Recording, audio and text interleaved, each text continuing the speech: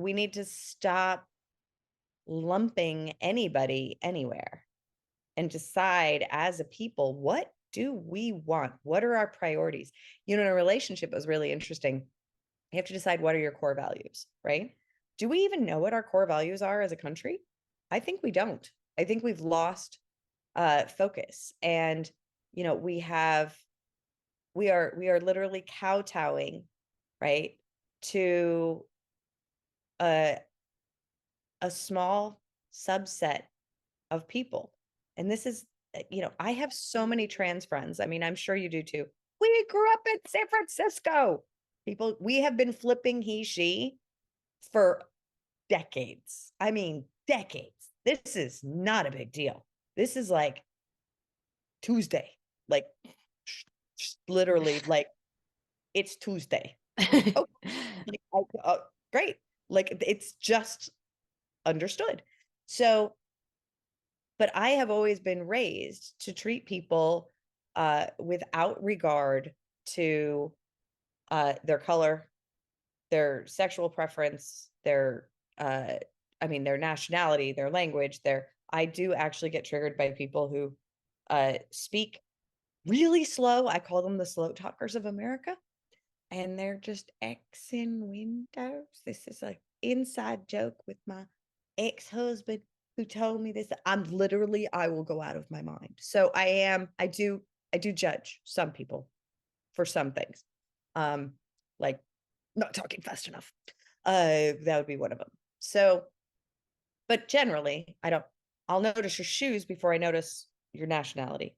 I'll notice your smile, little things like that. So I was raised not to consider all of these things. Very Star Trek, right? Very global, very inclusive. But now I'm basically told that if I don't recognize the differences and acknowledge the differences, that I'm a racist. So it kind of reminds me of when I got thrown out of transformation school, because they're like, you are here and you want to get here. I'm like, I'm actually here. I'm already past that point. I'm over here.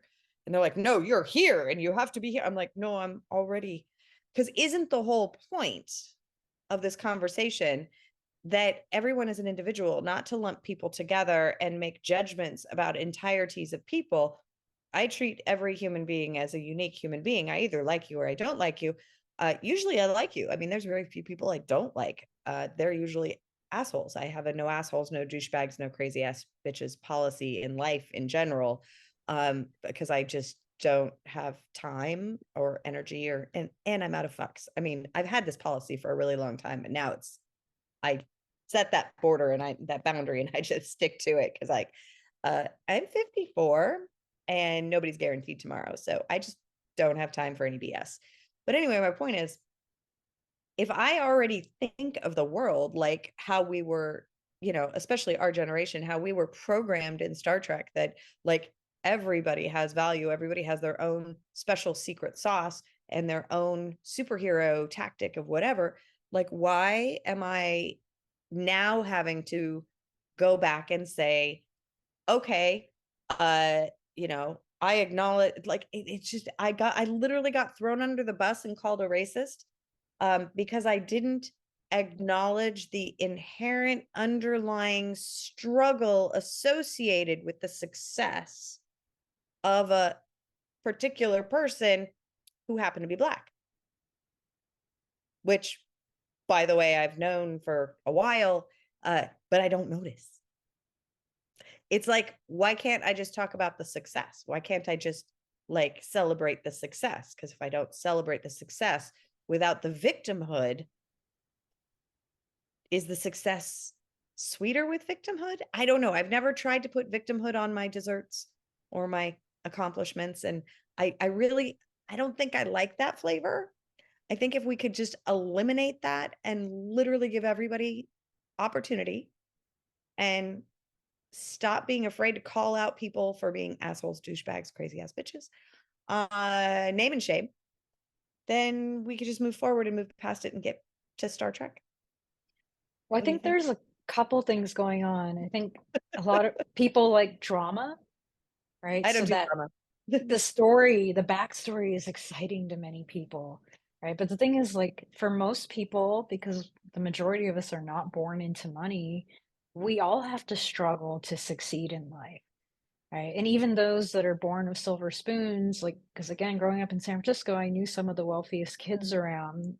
Many of them are, they're all grown up now, but many of them still haven't made anything out of themselves. Even though their parents are like, multi-billionaires, like they never achieved anything because they weren't raised by their parents. They were raised by the au pair, right? So they picked up different values. Um, or they just had all this freedom to do whatever they want. And so like they just didn't learn the same things that their parents knew to become successful in the first place. Um, Another thing that you got me thinking about is like, back to earlier, you're talking about, dividing us and how that's an intent.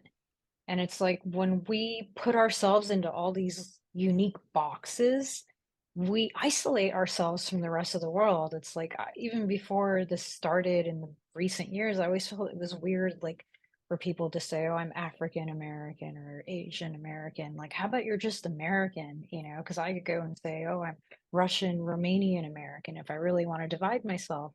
But it's not like we're supposed to be united in this country and to celebrate each other's different so it's kind of like going against what this country is about when we start to separate ourselves like, oh, I identify as this as like I don't even know what all those labels are anymore. I'm like, how about you're just human, and you're fluid.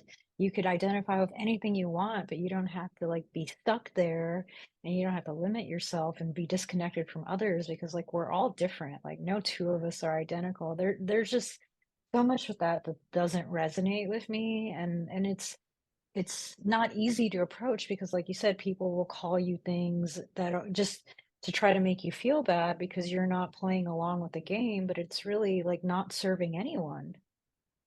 Yeah, I'm not playing the game.